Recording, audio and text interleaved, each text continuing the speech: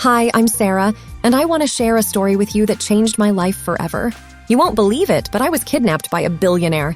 He was rich and powerful, but also lonely and obsessed with me. Keep watching, and I promise you this story will send chills down your spine.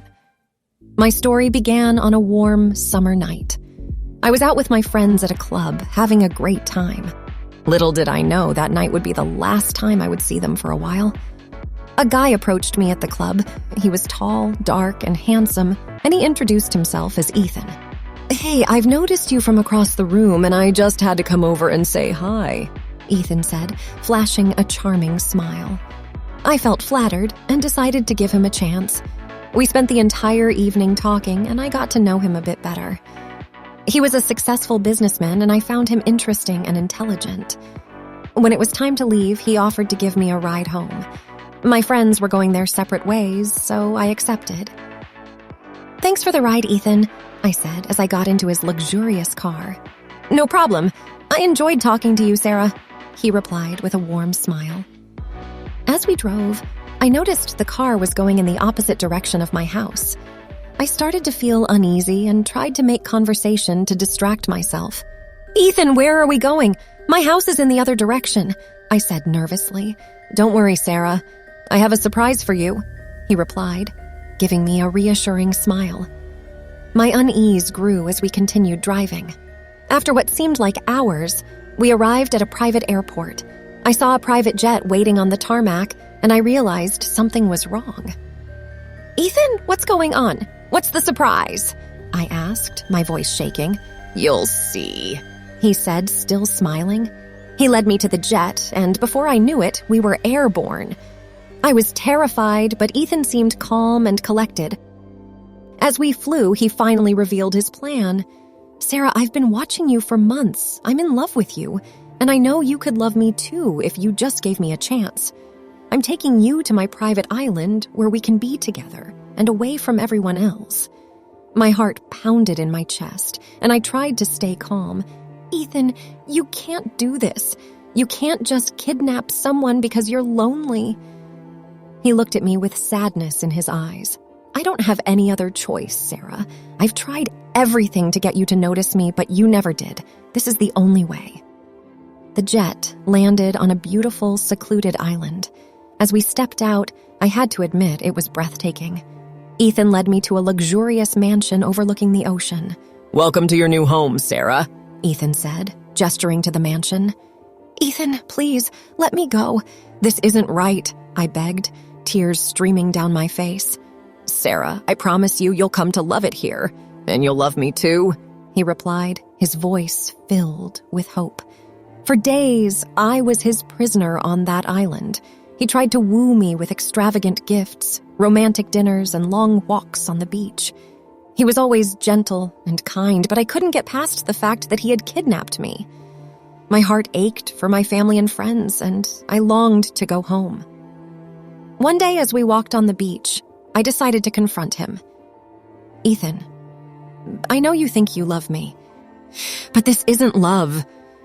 Love doesn't involve kidnapping and imprisoning someone. You need to let me go." He looked at me, his eyes filled with sadness. "I just want to be loved, Sarah. I've been so lonely for so long." "I understand, but you can't force someone to love you," I replied gently. As the days passed, I tried to gain his trust, hoping that if he saw me as a friend, he might let me go.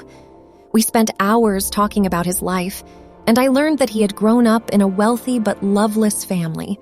His parents had been distant and cold, and he had no real friends. One night, we were sitting in the mansion's living room when I decided to take a chance.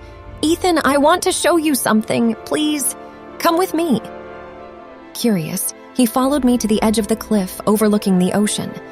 The moon was full, casting a beautiful silver light over the water. I turned to him and said, "Ethan, I know you brought me here because you wanted to be loved, but this isn't the way to find it. Real love is out there, but you have to let me go and find it for yourself." Tears filled his eyes, and he looked at me, his voice shaking. "I don't know if I can, Sarah. I took his hand and we stood there, looking out at the ocean. "Ethan, you deserve love, but you won't find it by keeping me here. If you truly care about me, you'll let me go." After a long silence, he finally nodded. "I'll take you home, Sarah." The next day, we boarded the private jet, and Ethan flew me back to my hometown. As we landed, I could see my family and friends waiting for me, their faces filled with relief and joy. Before I left the jet, I turned to Ethan. "Thank you for letting me go, Ethan. I hope you find the love you're looking for." He gave me a sad smile. "I hope so too, Sarah. Goodbye." As I stepped off the jet and into the arms of my loved ones, I knew that my life would never be the same. I had been kidnapped by a billionaire, but I had also learned a valuable lesson about love and the lengths some people would go to find it.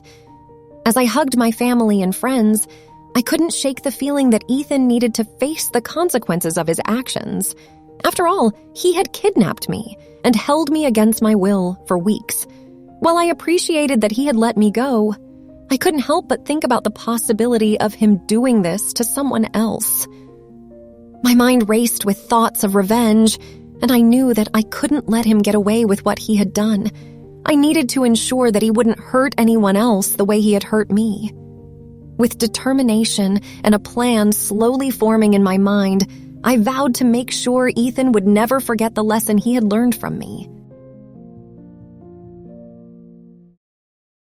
That's it. That was my story. Thanks for watching, and please subscribe to not miss the next one. See you soon.